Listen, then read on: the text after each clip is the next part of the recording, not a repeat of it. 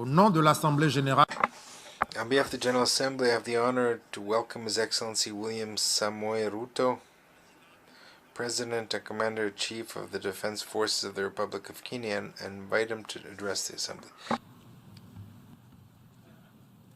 Mr. President of this 77th session of the UN General Assembly, Your Excellency Saba Korosi, Secretary General of the United Nations, Your Excellency Antonio Guterres, Excellencies, distinguished delegates, I am grateful for the immense privilege to join Your Excellencies in this distinguished assembly, a privilege made possible by peaceful, democratic transition following free and fair elections in Kenya on the 9th of August, 2022.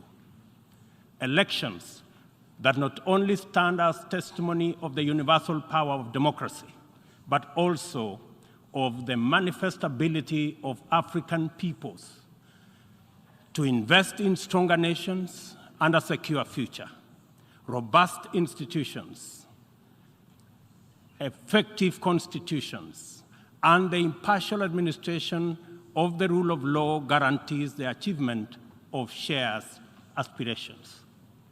This 77th session of the UN General Assembly comes at a unique moment when the entire world is struggling with multiple grave challenges that include regional conflicts, the COVID-19 pandemic, the triple planetary crisis, food insecurity, and the rising cost of living.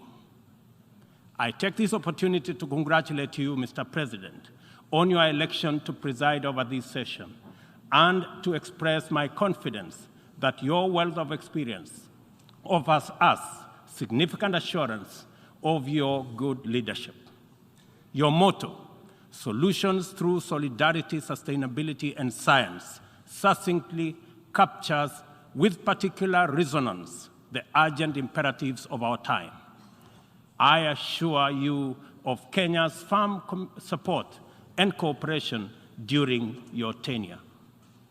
I further take this opportunity to commend your predecessor, His Excellency Abdullah Shahid, for his bold steps in steering the United Nations community and for ensuring its business continuity under the unprecedented circumstances occasioned by multiple global threats, such as the COVID-19 pandemic. Excellencies, human well-being is under grave threat. The health of the planet requires urgent attention. The immense pressure exerted by conventional threats such as climate change, the global food crisis, terrorism, cybercrime, and armed conflict has been compounded by unprecedented, devastating disruptions due to COVID-19. I express my approval of the theme for this session, a watershed moment, transformative solutions to interlocking challenges. Because it boldly signals the window of opportunity we now have to escalate our engagement from firm consensus to decisive action. In many respects, the COVID-19 pandemic stripped us of many illusions and exposed stark justice and solidarity deficits in the face of existential crisis. It brought into sharp focus the global economy's two-lane highway, repressively patrolled by a rising tide of exclusionist nationalism, a specter that undermines prospects of collective action and significantly impairs the resolve of the international community to guarantee fundamental rights, including safety and dignity of the world's vulnerable majority. It is also for this reason that many nations, especially from the global south, now advocate for the democratization of the global governance and a reimagined multilateralism that is inclusive and works for the good of all.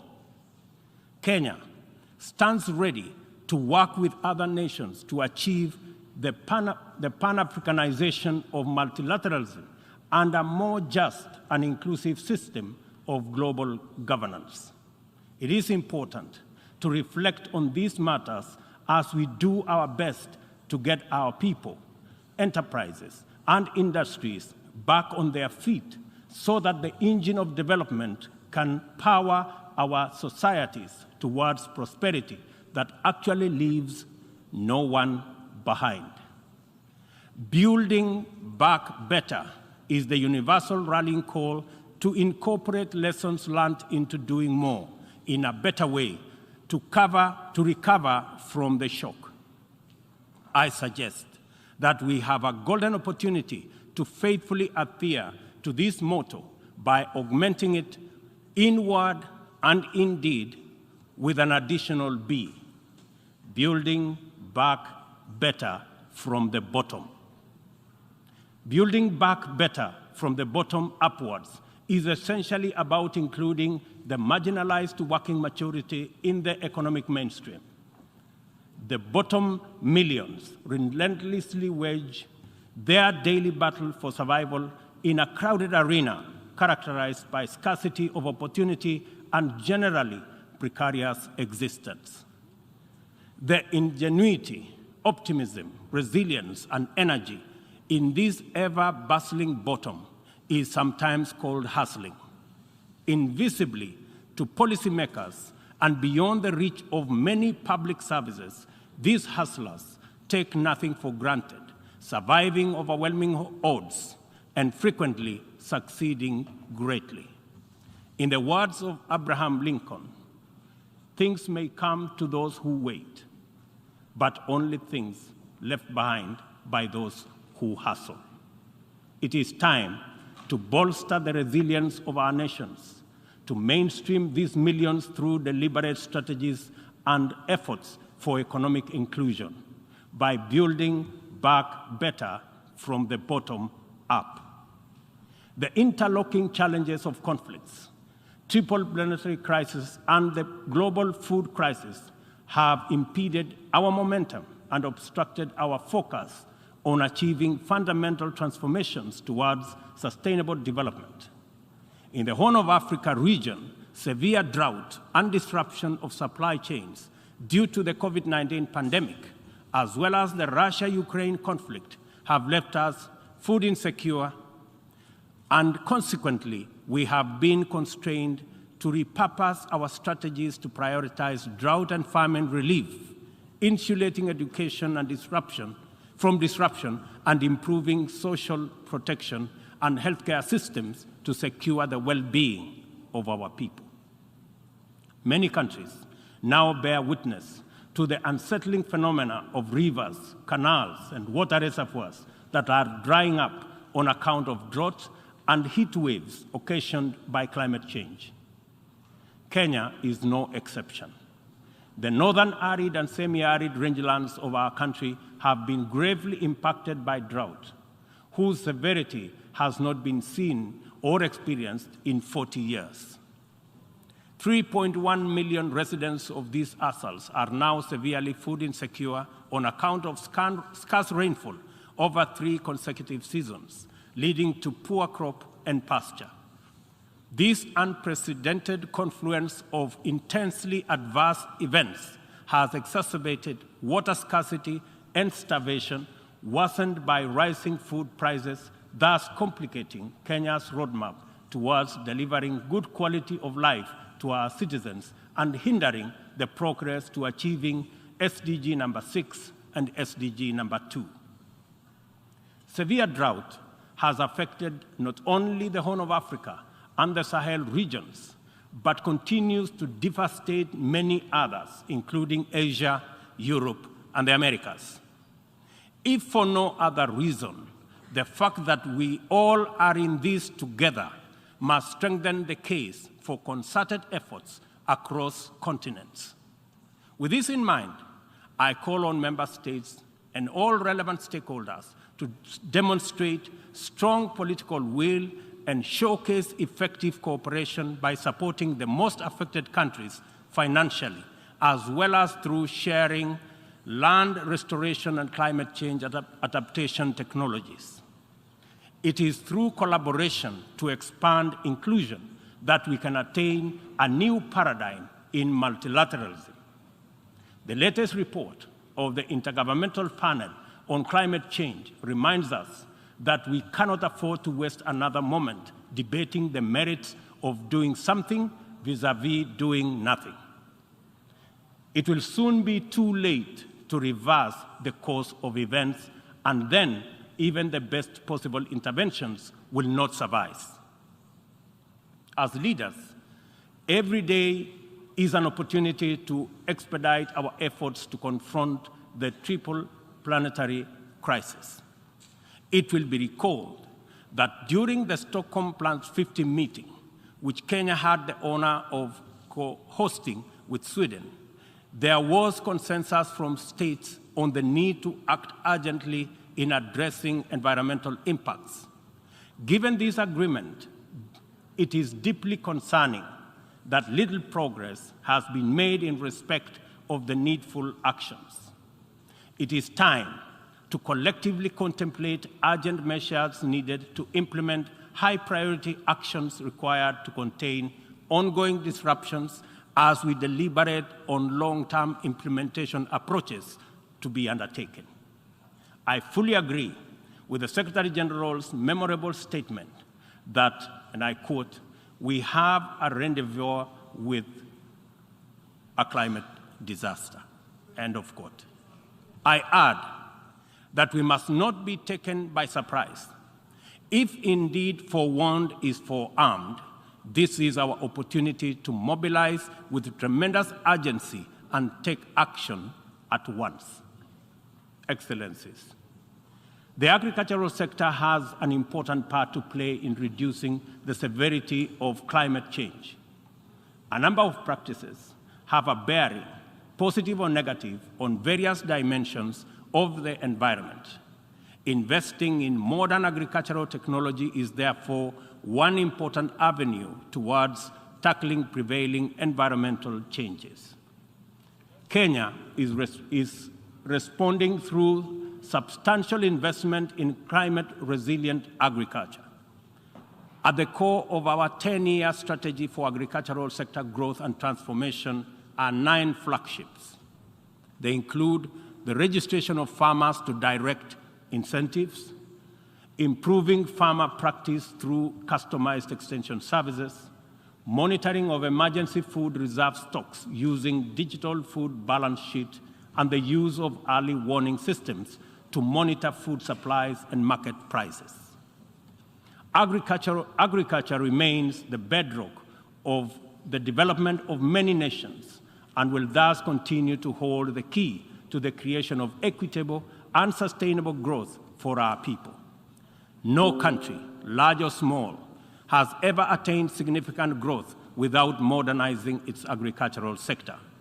And as we rededicate ourselves to these targets, we must, in the immediate term, find answers to the severe deficit in the availability, flow, and accessibility of fertilizer to our farmers worldwide. I couldn't agree more with Secretary General Guterres on his warning right here yesterday that, and I quote, "Without action now, the global fertilizer shortage will quickly move into a global food shortage," end of quote. We are encouraged to note that education, health, agriculture, and numerous other public services have become increasingly reliant on digital access. The world needs greater investment in the development of ICT infrastructure, accompanied with policies that support innovation and increased acquisition and deployment of technology. In so doing, we should be driven by the conviction that these measures offer a viable shortcut to poverty reduction and the promotion of inclusive development. I call for stronger global partnerships to enhance ICT infrastructure in developing countries and bridge the yawning digital divide between the global south and the rest of the world. Excellencies, This 77th session of the Assembly follows the commemoration of the 50th anniversary of the United Nations Environmental Programme, UNEP, at 50, as well as Stockholm plus 50, and the 4th United Nations Ocean Conference in Lisbon. Outcomes of these conferences demanded real commitment to address global environmental concerns as a matter of urgency and for a just transition to sustainable economies that work for all people. The March 2022 landmark resolution of the 5th United Nations Environmental Assembly in Nairobi to end plastic pollution is a decisive signal to the world that the world is prepared and motivated to act on this menace. Kenya is committed to work closely with other nations to pursue legally binding instruments aimed at bringing an end to plastic pollution. As the host nation to UNEP and the UN Habitat, Kenya affirms that these critical United Nations agencies have an indispensable role in the promotion of environmental sustainability globally, as well as developing socially and environmentally sound and sustainable cities. In keeping with its strong commitment to multilateral institutions, Kenya has made available more land for the United Nations office in Nairobi to facilitate the upgrading of its complex.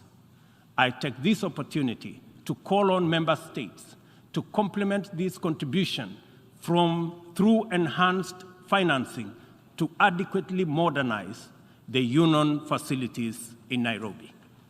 Kenya remains a strong advocate for making the sustainable use of oceans and blue economy resources a development priority, holding the firm belief that significantly increased investment in this essential sector can end hunger, can also reduce poverty, create jobs, and spur economic growth. I urge the Secretary General to continue calling attention to the urgent need to develop this vital sector. In particular, I call on developed countries to invest in sustainable fishing, protect marine ecosystems, and share ocean-based climate solutions with developing countries.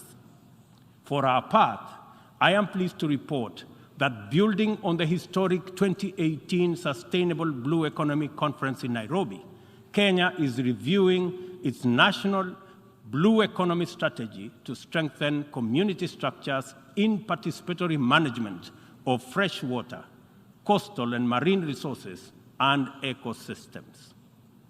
The strategy is expected to contribute to our economic development through food and nutrition security, coastal and rural development, and income increases along the aquaculture value chain.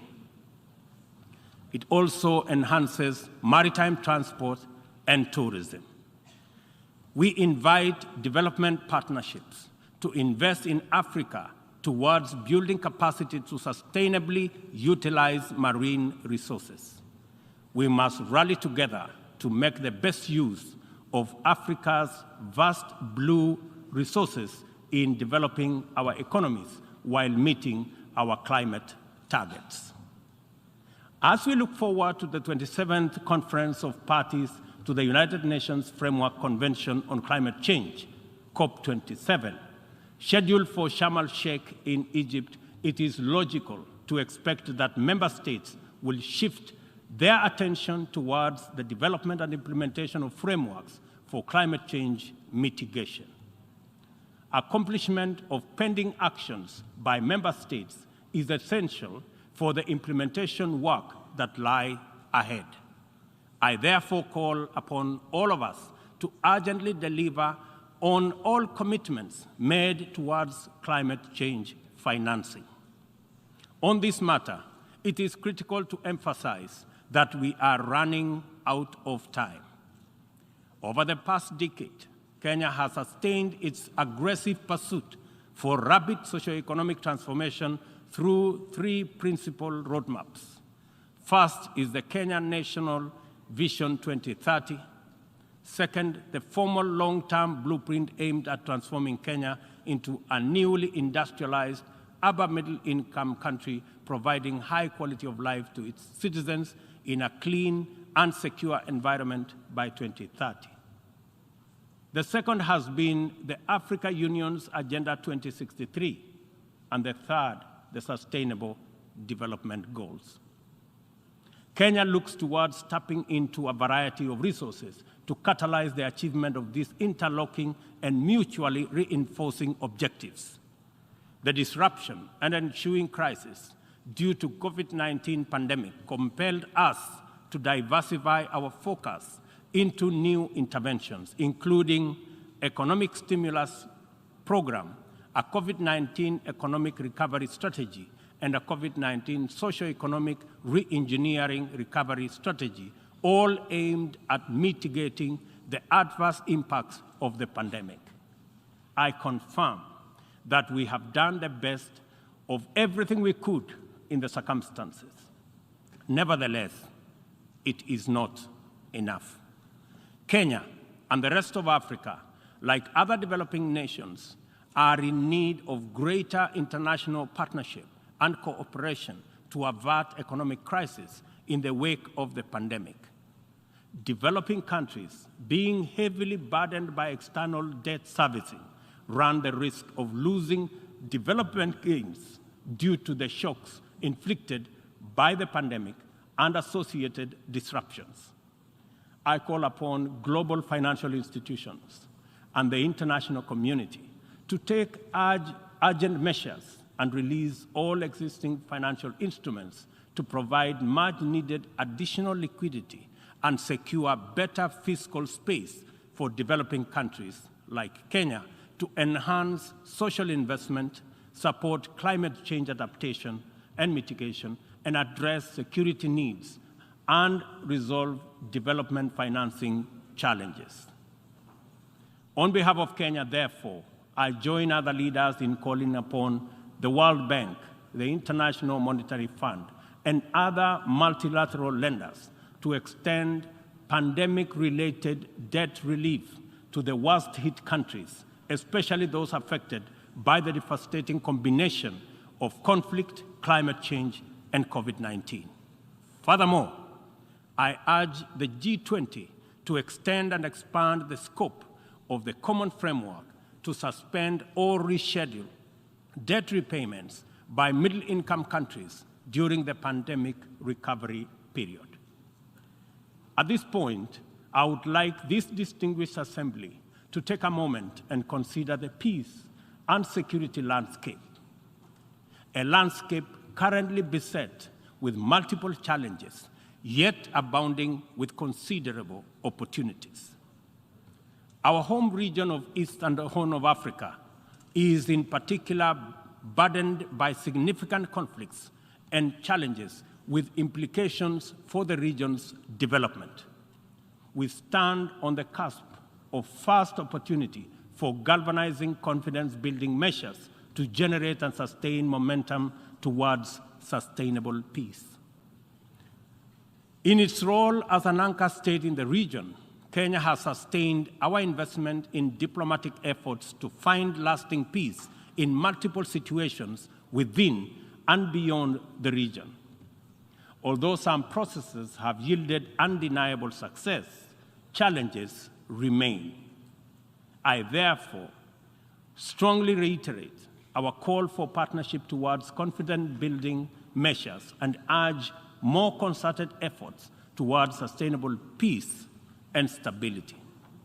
Kenya is currently serving in the United Nations Security Council.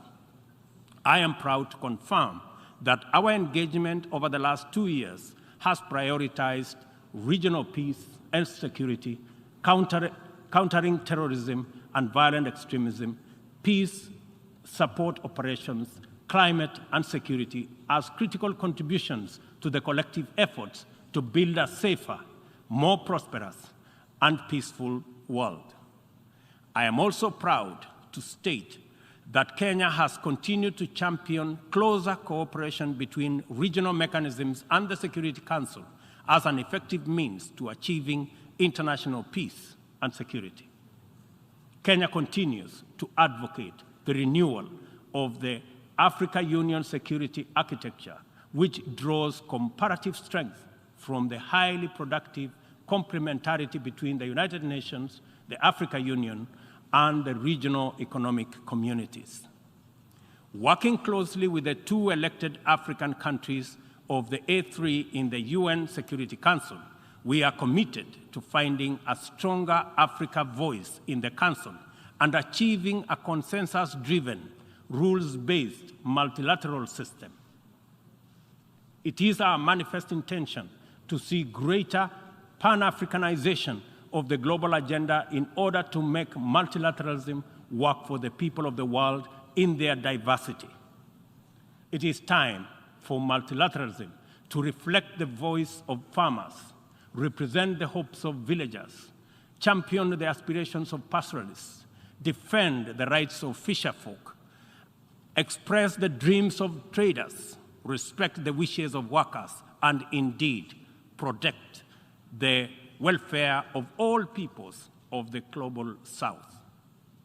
Let me express the strong collective conviction of my country that the relevance, legitimacy, and moral authority of the United Nations will forever remain deficient, undermined by the absence of comprehensive reforms of the United Nations Security Council.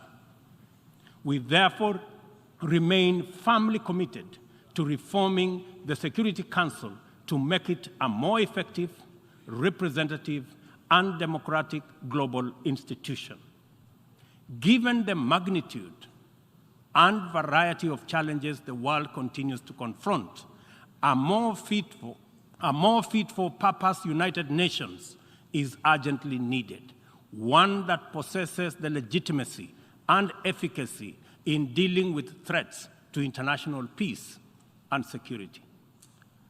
A just and inclusive world order cannot be spearheaded by a United Nations Security Council that persistently and unjustly fails the inclusivity criterion. Similarly, threats to democracy will not be credibly resolved by an undemocratic and representative Security Council. It is vitally important for this critical institution to reflect the values it is entrusted to protect, to defend, to uphold on behalf of humankind. We welcome the call by President Biden this morning for the expansion of the membership of the Security Council as a significant step in the right direction, and we look forward to building consensus for the actualization of the same. The COVID-19 pandemic severely disrupted health systems, seriously challenging the implementation of programs that are vital for the realization of health-related sustainable development goals.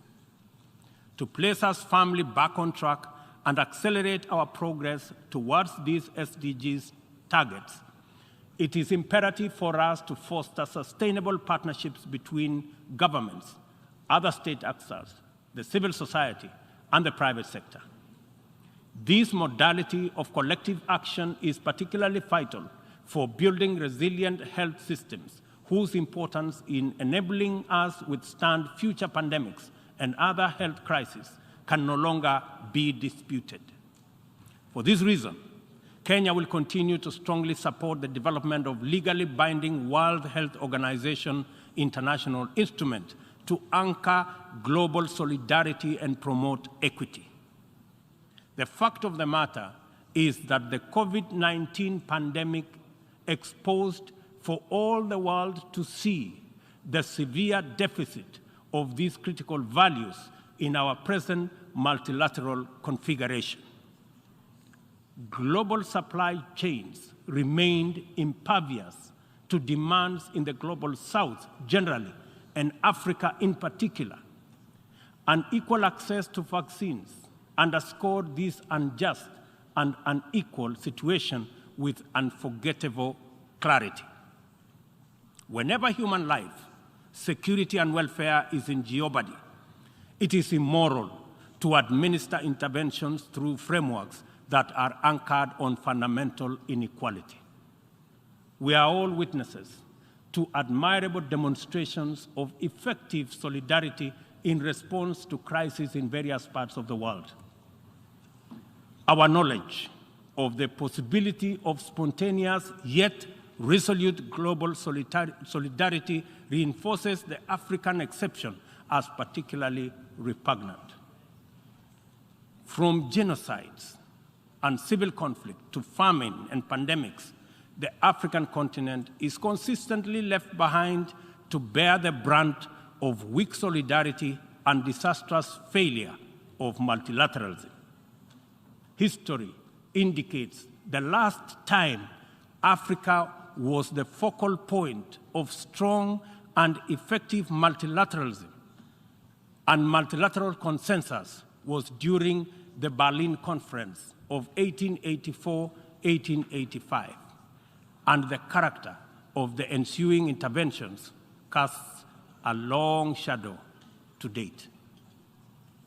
Not to put too fine a point to it, the failure of multilateralism during crises which relegate the people of Africa outside the cycle of moral consideration and normalizes humanitarian neglect and other casual injustices are failures of humanity.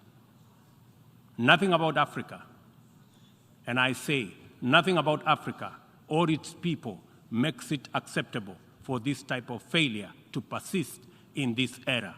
And we have an urgent moral duty to do better, and to right this wrong.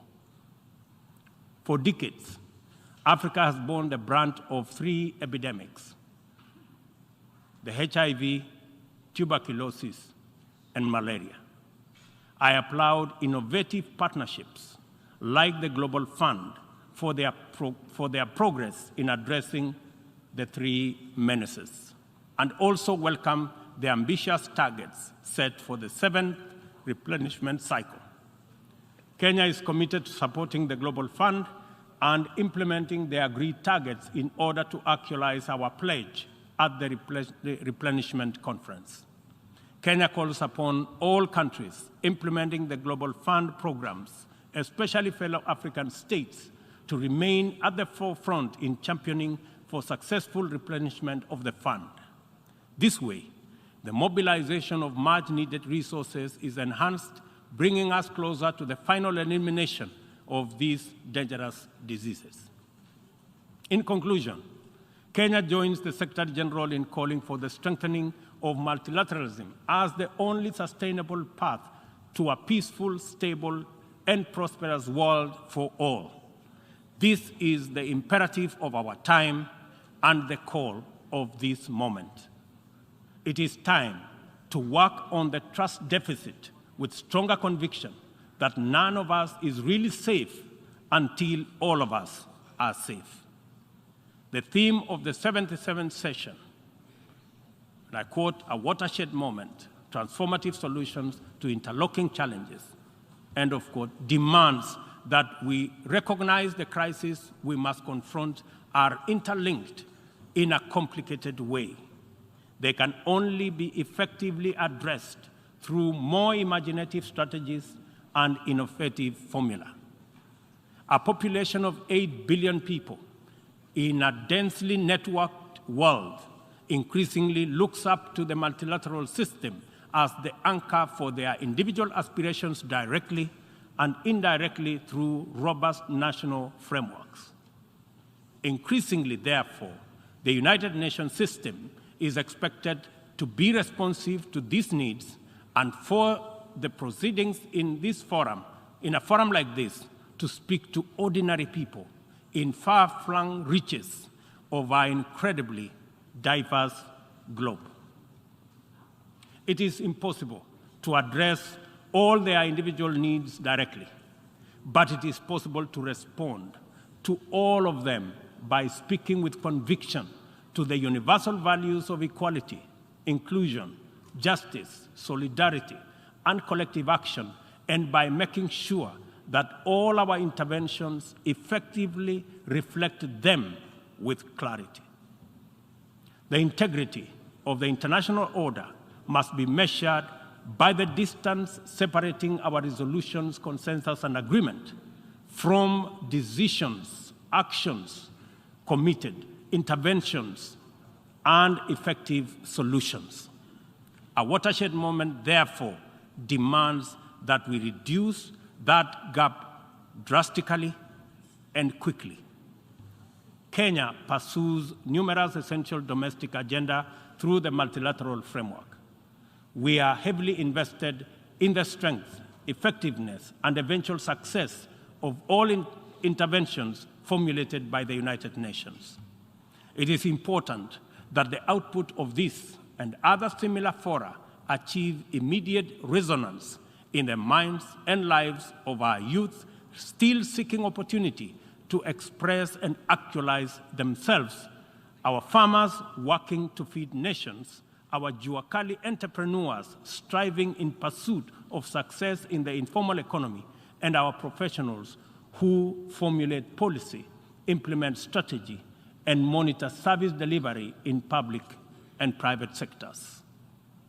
Africa places immense value in the international community and the tremendous possibilities it can unlock through inclusive, sustainable, and effective action to transform the lives of our people and establish lasting peace, security, and shared prosperity. This watershed moment is our chance to turn the key and open this door of opportunity. We can make progress in addressing the triple global threats and liberate ourselves from the shame of past failures of multilateralism.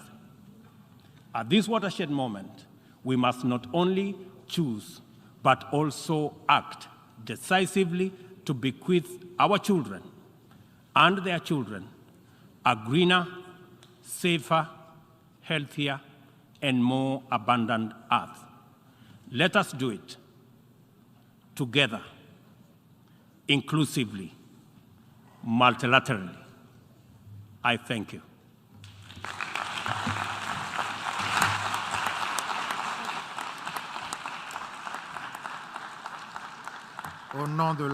On behalf of the General Assembly, I wish to thank the President of the Republic of Kenya and Commander-in-Chief of the Defence Forces of the Republic of Kenya for his statement, and I request protocol to escort His Excellency.